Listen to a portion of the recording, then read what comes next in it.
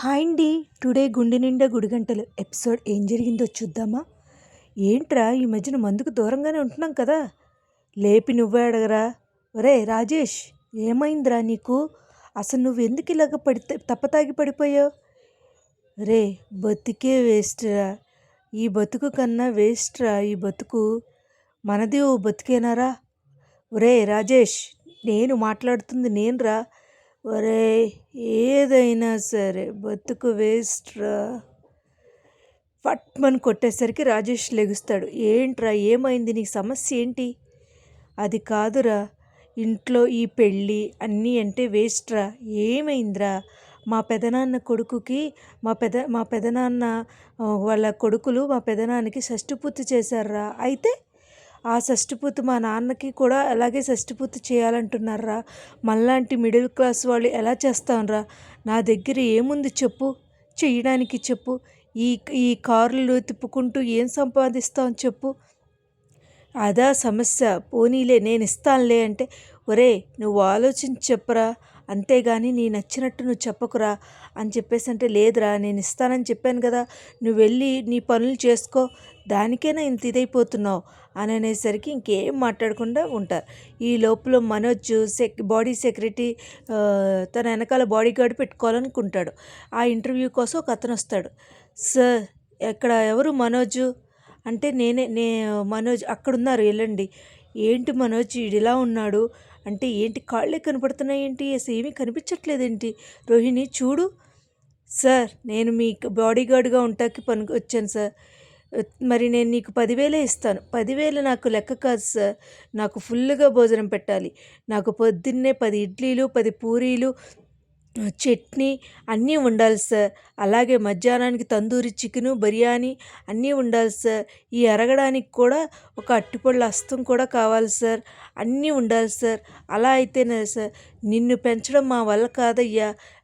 నువ్వు బాడీ గార్డువా, నేను మిమ్మల్ని పెంచడానికి వచ్చామా అని అనేసరికి, మీరు లెగండి సార్ అని చెప్పి అనేసరికి ఒక్కసారి ఎత్తేస్తాడు. ఎత్తేసరికి, సరే అయితే మేము ఆలోచించి నీకు ఫోన్ చేసి చెప్తాం అని అంటారు రోహిణి, మనోజ్. ఇక్కడ కట్ చేస్తే మీనా దగ్గరికి బాలు వస్తాడు. బాలు వచ్చి, ఏంటంట ఇలా వచ్చారు? అది కాదు, ఏంటి చెప్పండి. ఆ రాజేష్ గాడు అప్పు అడుగుతున్నాడు అంటే, దేనికి అప్పు? అదే వాళ్ళ పెదనాన్నకి షష్టిపూర్తి చేశారంట, వాళ్ళ నాన్నకి షష్టిపూర్తి చేయాలని. అంటే ఆడంబరమా? అలా అయితే రాజేష్ తాగడం ఎందుకు? అంటే ఆడంబరం కోసం చేస్తారా? ఎక్కడుందా మీ దగ్గర డబ్బులు? అదే మనం ఫంక్షన్లో గెలిచాం కదా, డబ్బులు ఇచ్చారు కదా, అందులో నాకు హక్కు ఉంది. నేను ఎట్లా ఇస్తాననుకున్నారు? అంత ఆడంబరానికి పోవాల్సిన అవసరం లేదు. రాజేష్ అన్నయ్యకి నేను చెప్పండి ఇలా చెప్పానని. నేను మాట ఇచ్చాను మీనా, నేను ఇస్తాను అని. అదేంటి, మీరెందుకు ఇచ్చారు? నన్ను అడిగి ఇచ్చారా మీరు మాట అని అనేసరికి ఏమీ మాట్లాడకుండా సైలెంట్ అయిపోతాడు. అన్నీ పక్క నుంచి వింటుంది ప్రభావతి. ఏదేమైనా సరే ఆడంబరానికి పోతే నాకు ఇష్టం లేదండి. అది మన పైన ఇల్లు రూమ్ కట్టుకోవాలనే కదా. అలాంటప్పుడు మీరు ఇటుకలతో ఎందుకు పెంచారు? అలాంటప్పుడు ఎందుకు అలా చేశారు మీరు? అది కాదు, నేను రాజేష్కి మాట ఇచ్చాను, అది తర్వాత చూసుకుందాం. అది తర్వాత ఏంటి? అది మన అవసరం అండి. మన అవసరం కాదని బయట వాళ్ళకి చేస్తారా? రాజేష్ అన్నయ్యకి ఆడంబరానికి పోవద్దని చెప్పండి అని అనేసరికి, ఈ లోపల మాట ఇచ్చాను అని మాట అనుకుంటూ ఉంటారు. ఎట్టి పరిస్థితుల్లో నేను ఒప్పుకోను అంటుంది మీనా. ఈ లోపల ప్రభావతి ఎన్ని విని లోపలికి వస్తాడు బాలు. ఏంట్రా, నీ నీ మాట వినట్లేదా? మీనా శృతి అయితే వాడి పెళ్ళం మాట వింటుంది, మనోజ్ అయితే ఇంక డబ్బుల కోసము. మరి నీ పెళ్ళామేంట్రా, నీకు అర్థమవుతుందా? అలాగే ఉంటుందిరా. పెళ్ళాం నీ మాట వినకుండా, నీ నచ్చినట్టు చేయకుండా ఉంటే ఇలాగే ఉంటుందిరా అనేసరికి, అమ్మావతి నువ్వు ఇలా మాట్లాడతావు అనుకోలేదు, నాకు ఎంత జ్ఞానం. నువ్వేమీ చెప్పక్కర్లేదు, నీ పని నువ్వు చూసుకో అమ్మావతి. నువ్వు నాకు మీనాకు పొలాలు పెట్టాలని చూస్తున్నావేమో, అవి ఏం కుదరవు. మేము ఏదైనా అడ్జస్ట్ అవుతాం. అది మా ఊరికే సంబంధం, నీకు సంబంధం లేదు. అంత ఖాళీగా ఉంటే మిగతా వాళ్ళ సంగతులు చూసుకో అమ్మావతి అని చెప్పనేసరికి ప్రభావతి షాక్ అయిపోయి అలా స్టన్ అయిపోతూ ఉంటుంది. ఇంకేం చేయాలో తెలియక మీనా కూడా ఏమీ మాట్లాడకుండా వచ్చేస్తుంది.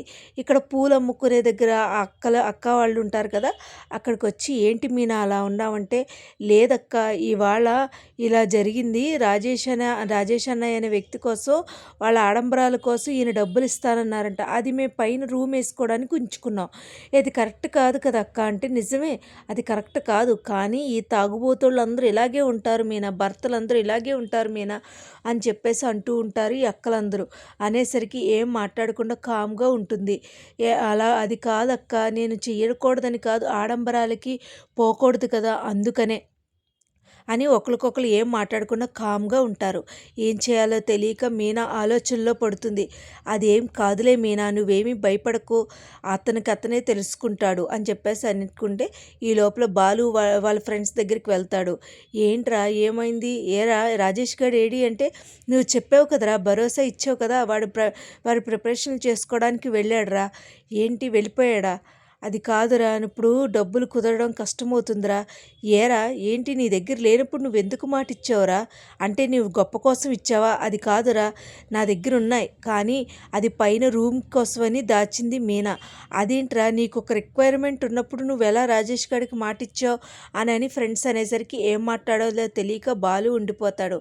అసలు కమింగ్ ఎపిసోడ్లో రాజేష్కి డబ్బులు ఇస్తారా లేకపోతే ఏం జరుగుద్దో చూడాలండి. నా వీడియోస్ కనుక మీకు నచ్చినట్లయితే లైక్ చేసి, షేర్ చేసి, సబ్స్క్రైబ్ చేయండి. Thank you so much.